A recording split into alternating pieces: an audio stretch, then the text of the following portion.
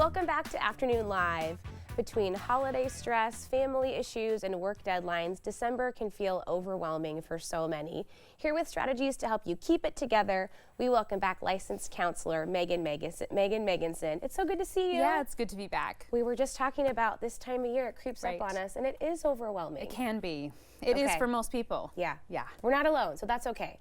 Absolutely. Well, I mean, we're not alone, which is nice to know that, you know, we're kind of all experiencing something similar, but I would say maybe it's not okay. You know, is it actually necessary for all of us to feel like December goes by in a flash, that our stress ramps up right here at the end of the year? Okay, so let's talk about reducing that stress. Maybe you just have to acknowledge that you're having a hard time in the first place and then figure out where to go next. I think acknowledgement is always a good place to start, right? Because if we're not really aware of what's happening in our lives, it's impossible to make any kind of intentional changes. So yes, let's say step one is acknowledge what is going on in my environment right now that maybe isn't working for me. And it's hard to acknowledge that over the holidays because we do love, in theory, everything that's happening all around us, right? We like the celebrations, we like the family time, but for many people it's all just too much, right? The holiday stress, the end of year pressure, it builds and builds and builds, and we're expecting way too much of ourselves at this time of year. Right. Does that people pleasing thing really come into effect this time of year? Because I want to say yes to all the things with all the family and friends, but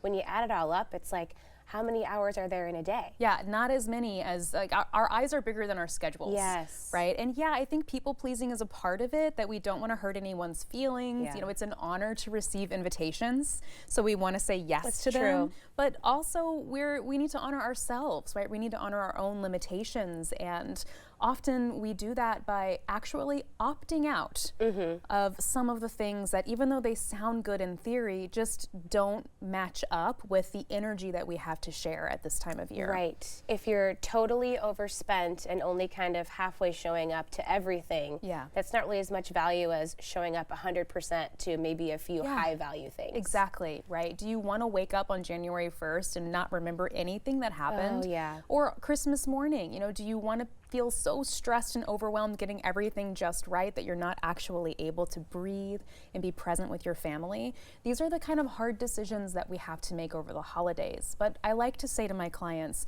you do have choice, right? We need to remind ourselves that we absolutely have choice over how we spend our energy during this time of year.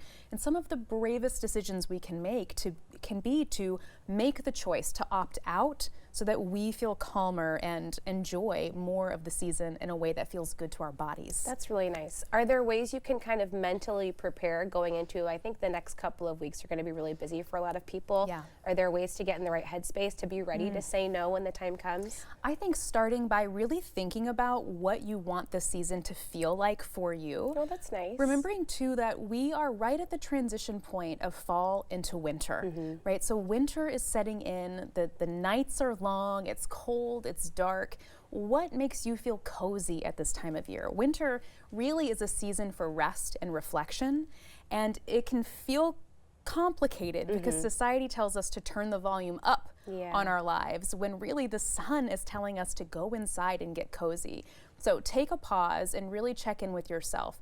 What would be your dreamiest life over the holidays? What would be your dreamiest life over the winter season? And can you map that out so that when invitations and, you know, requests come your way at this time of year, you know why you're going to say no, and you have a set of values that can really help strengthen those decisions.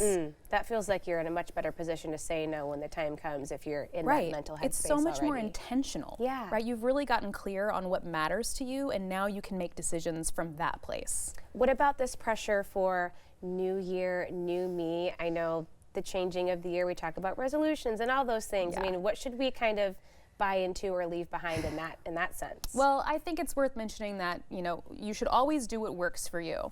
So if the pressure at the beginning of the year to be the best version of yourself inspires you, great, you do you always. But for most of us, the pressure we feel on January 1st to set new resolutions and get out there to make 2025 our best year yet, it is such BS. You know, it's totally arbitrary. January 1st is just a day on the calendar. And honestly, it's the day after a huge intensity of holidays and busyness has come to a head. It doesn't make sense that in the dead of winter we are setting ourselves up to be productive and overly taxed. So I say if it doesn't feel good for you, just step away from it. You don't need to be a part of the New Year's resolution movement if you don't want to be. I love that. Whatever works for you. We're all just doing our best. That's right. Thank you so much. Great to see you. Happy holidays. Yeah, happy stress-free holidays. Amazing. Yes, thank you. Okay, we'll have more information on our website at katu.com. We'll be right back with more Afternoon Live right after this.